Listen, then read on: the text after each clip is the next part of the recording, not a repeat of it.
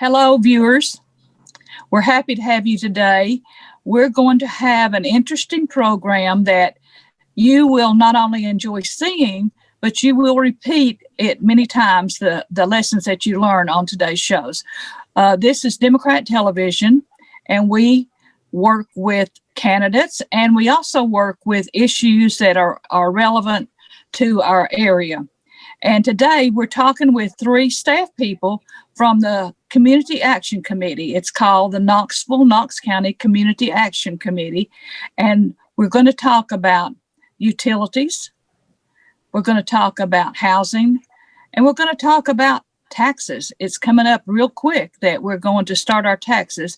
And we've had a strange year in 2020, and it's starting out strange again in 21, but we are learning to adjust to what we need. So let me introduce you to the people that we're going to talk with. Cecelia Waters is the Energy and Community Services Director. She runs 2 or 3 programs, but it all deals with let's get your utilities back on or keep them from being on. Misty Goodwin is the Social Service Director, and she has several programs under her venue that helps you with housing, also helps you with some utility services, and just a number of things that with young people and seniors and all kinds of things that she can talk to us about. And Terry Reed is our VITA area coordinator. Also, he does the financial literacy management. And this is your taxes. This is your free taxes provided by the volunteers and CAC, the Community Action Committee, and I work with all of these people, so we work with these programs together. And so we're going to start with Cecelia. We have all these people that are saying my lights are going to be turned off. I've lost my job. I've had people die in my family that help pay the bills. What am I going to do? So tell us, what can we do? The LIHEAP program, the Low Income Home Energy Assistance Program, is the key to helping our households stay safe in the winter and even cool in the summer. It is the most important program that I think our program provides. It helps low-income families to be able to access income information through the LIHEAP program. We want to help them with their bill pay. We take applications almost every day. With the COVID-19, we've had to make some changes with our programs, but they are good changes. We're able to mail out applications to individuals who are interested in the application. They can come in our office and pick up an application. We also now have online applications for individuals who have been in the LIHEAP program for about 2 years. They can get the application online and they can upload the information that's required. It is an important program for everyone in this community to reach out for LIHEAP. So what does it take to qualify? There is a financial qualification, is there not, with the LIHEAP program? Yes, it is. We start from 50% of poverty up to 126% of the gross income, which means a lot. For example, our income brackets could be $350 up to $650 based on the criteria of the household, those who are elderly, those who are most elderly, those who are disabled, small children, individuals who are handicapped or disabled. All these mixtures of what we're doing to help people really makes the difference in providing service for the community. So we hear from time to time, well, I went to apply and I've not gotten any money, or I haven't been approved or whatever. So what would be some of the downfalls that would keep them from from you being able to give out that money, because I know you want to give out that money. We do. One of the things that we want to do is be able to tell them exactly what is needed. We need Social Security cards for everyone in the household. That's a plus. That's a need. For the individual who is signing the application for the LIHEAP program, we need their ID. The other things we need are income information. And that is, if you have 4 weeks of income, we need to have that information. We will also help those individuals who have no income. That's right. They don't have to have income. They could have lost income from work. We will help them with that. And then we're also interested in getting their utility bills, so we'll know exactly what we need to do to help assist them. And as I said earlier, if I did not, we can start at $350 up to $650 for benefit amounts. So do you know what, say a family of 4, what would be their income level that they could go up to? The gross amount for a family of 4 is about $36,900. So just under $40,000 a year. If they make less than that, they would qualify. Yes. So if they go over that 40,000 and they're having an emergency, talk to us a little bit about Project Help. Project Help is a safeguard for the KUB customers in our community. What we will do is take their application, find out what their unmet need is, and then we will try to assist them with benefits. And we do that on an everyday basis. And so that's not an income basis so much. It is an emergency. It is maybe a health issue, maybe a lost job, something to would be a problem that could be resolved, but they still need to fill out the form, the application. And I know at one time we could go to the neighborhood centers and fill it out, but all the neighborhood centers pretty much have been closed, all except East, and then the one on Western Avenue, 2247 Western Avenue, which is the Ross building. Is that correct? That's correct. And also with the LIHEAP program and Project Help, it reaches out. Our LIHEAP probably believes just Knox County, but Project Help also reaches out to the KUB area that we share that project. But in other counties, there's some other counties that can also access Project Help. That's correct. We use Granger County and many of the surrounding counties that use KUB as their heating and cooling resource. Absolutely. Okay, so Misty, I'm going to come to you and have you tell us some of the programs that you oversee that helps people with housing. Okay, well, let me just piggyback a little bit on what Cecelia talked about, because in addition to LIHEAP and Project Help, we, since the pandemic started back in March, we have been applying and receiving funding to help even more on utility bills for people who have lost income due to COVID, that have had children in virtual school and they've had to stay home to be with them. Maybe they tested positive themselves and had to miss work. And so we have been trying to find those households and provide assistance for utilities as well, in addition to the LIHEAP and Project Help. And for about 60 or so days, we provided assistance through a program called CAN Cares that has now ended, but we served about 540 households through that program.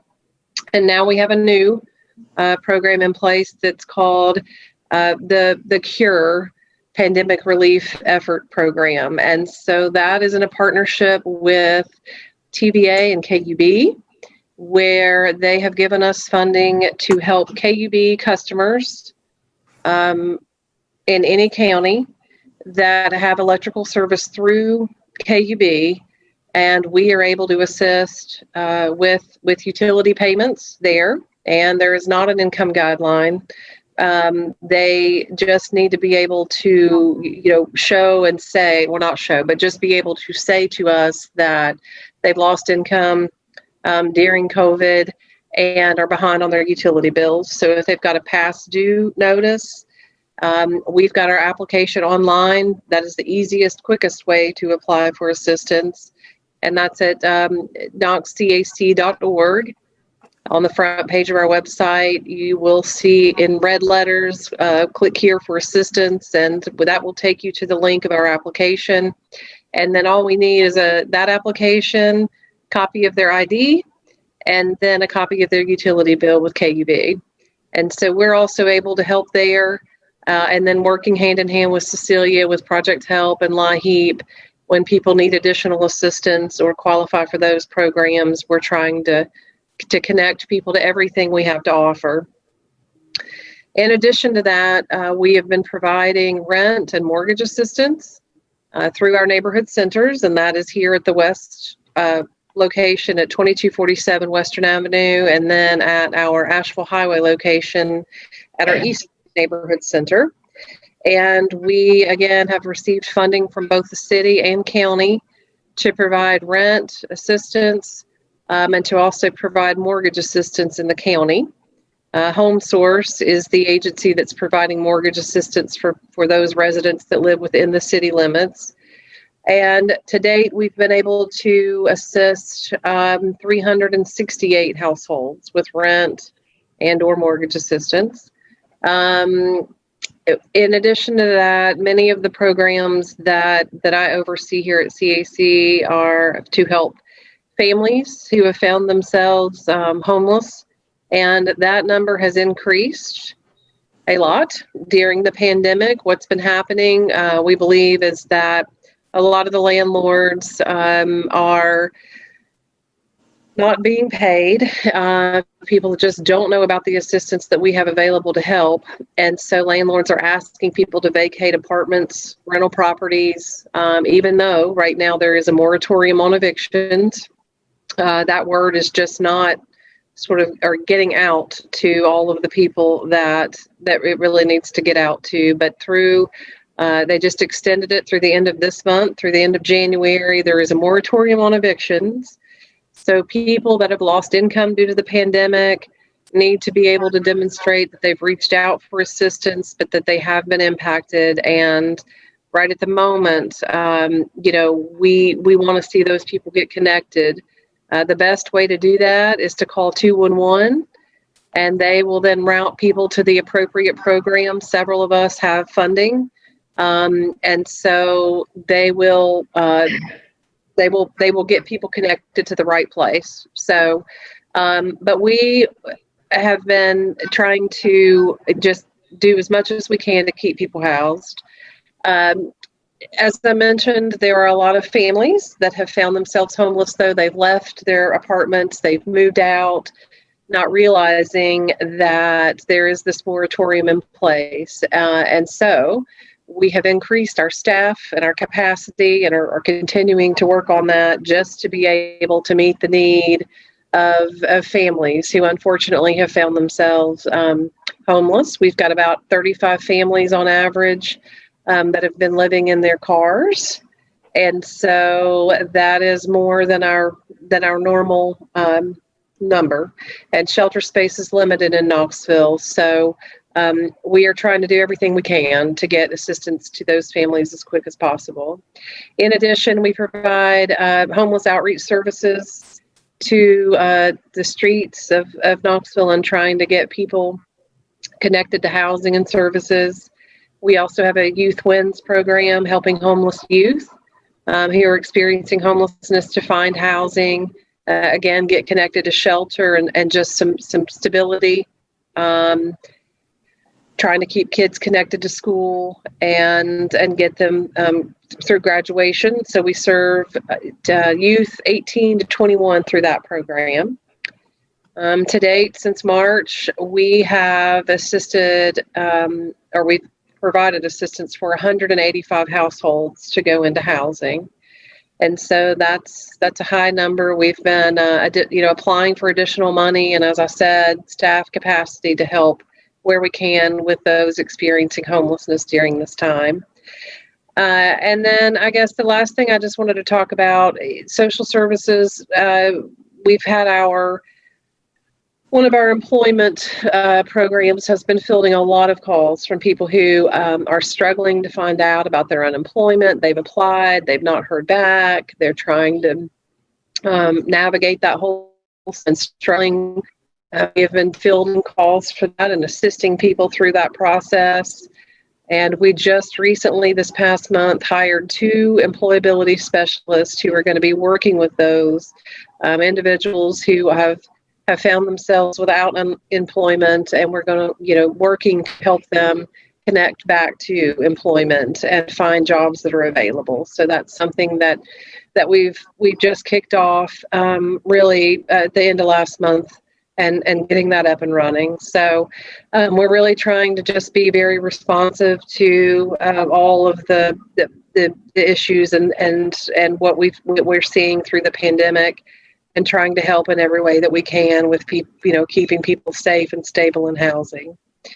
And so the last thing I just wanted to mention, seniors is always near and dear to our heart. Here at CAC, we have our entire Office on Aging and the staff there who has worked tirelessly since the pandemic started. I will say, CAC has remained open since the first positive case in Knoxville. We've never shut our doors, and we've been providing services every day. And right now we're serving 1,050 seniors with mobile meals. So that is a meal that's being delivered and that welfare check for seniors Monday through Friday. And that takes about 100 volunteers every day to get those meals out. In addition, we started a new program called Senior Care Calls, where we have volunteers, our senior companions, and also just some local volunteers from different businesses that are providing calls to 150 seniors every week to make sure that they are okay, they're remaining safe, their needs are being met, and that there's nothing that they may need their help with during this time. And we also have our case management services for seniors through Project Live.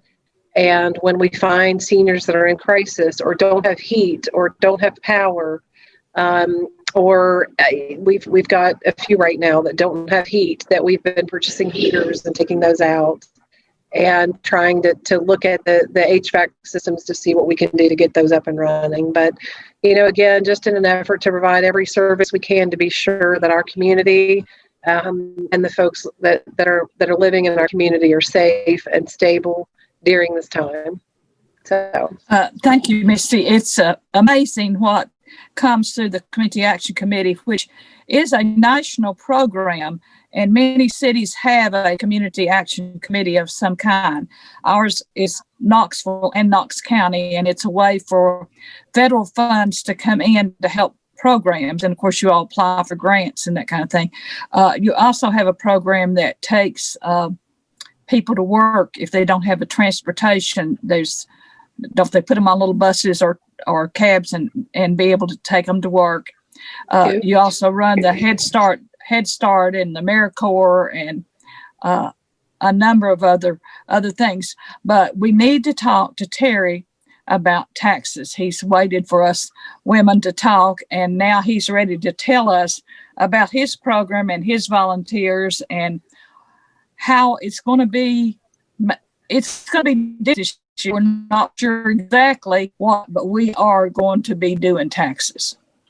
Well, let me say first a big thank you to Ms. Sylvia. For those of you that don't know, she is a VITA volunteer, which stands for Volunteer Income Tax Assistance. And she's only been doing it for over 22 years. And so she has a love for income tax and a love for helping people. this past year for the 2019 tax season, we did 3,260 tax returns that were processed and sent to the IRS. That generated over $4 million in refund money, and it saved our clients over $1 million in fees to have their taxes prepared. So we're real proud of that.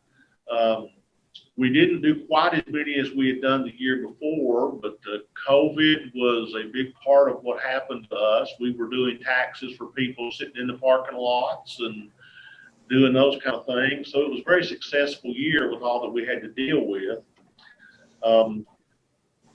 VITA is designed for those people that make $66,000 and below. That does not mean if you make more money than that, that we won't do your taxes. It's based on the type of forms that you bring us. If your income is basic W-2 income, we'll do your taxes, and it really doesn't matter what your income is. If you've got no property, things like that, we're not going to be able to help you. But give us a try, because it's better for you to keep all of your money in your pocket instead of having that money going to someone else. Many of the tax preparation places charge a tremendous amount of money to have taxes done, and they particularly do that to the type clients we serve, because the clients we serve many times have earned income tax credit, and those tax returns are the way the models are set up for these tax preparation businesses.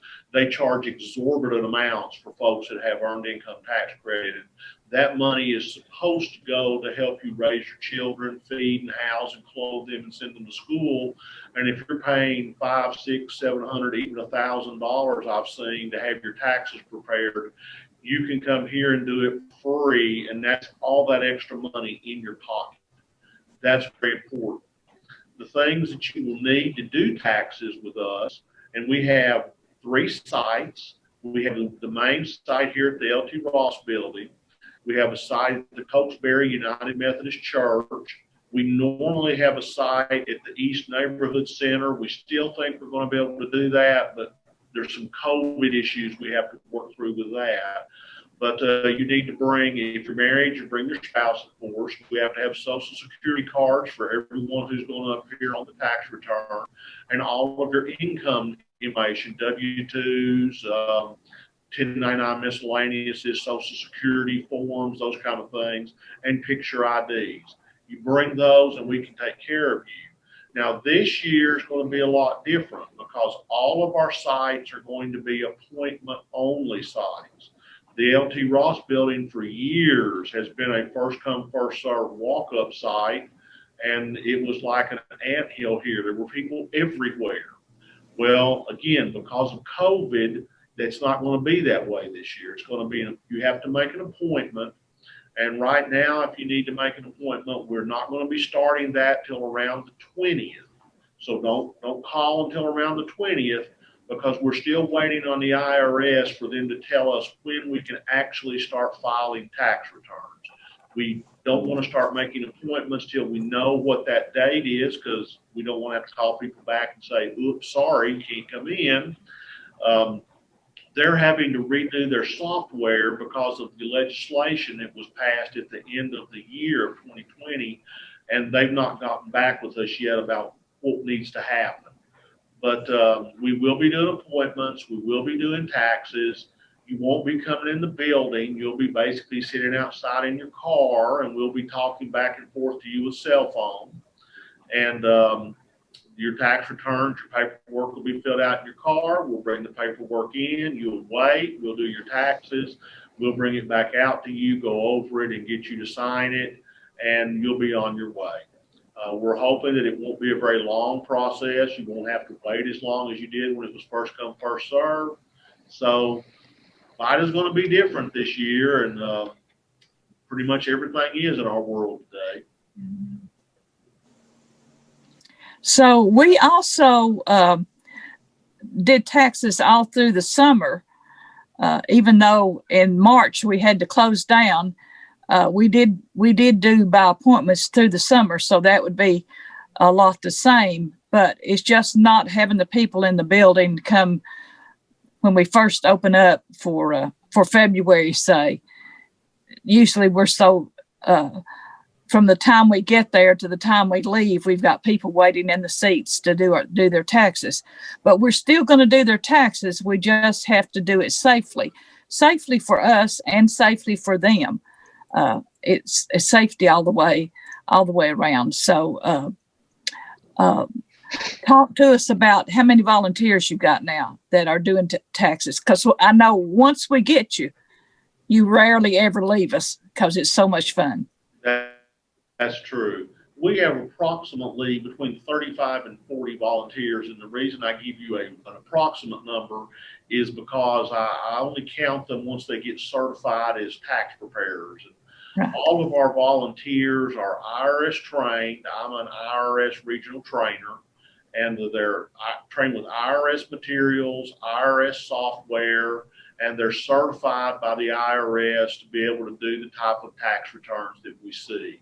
Most of our volunteers, every year we add a few, but most of our volunteers are multiple year VITA volunteers. Some of them are CPAs, former accountants, they're retired, some of them, but they all have vast experience, and if they hit something that they've never seen, there's always those of us around who can help them with that particular piece of information. So if you're comfortable, come here. If the IRS office downtown was open and you went there for tax help, they would send you to us. That's the type of reputation we have for the quality of our service. And they don't even do taxes anymore. They used to help you with your problems, but now they just send you to us because they know we can work that problem out and have the time to spend with you to figure it out. We're going to still spend time with you. It's just we won't be sitting across the table from each other because we really care. And we have a check and balance program. Nobody does your taxes and then that's it. Somebody else comes along behind and checks to make sure there's no problems, no corrections. And so we have a real good percentage of correct filings that we do.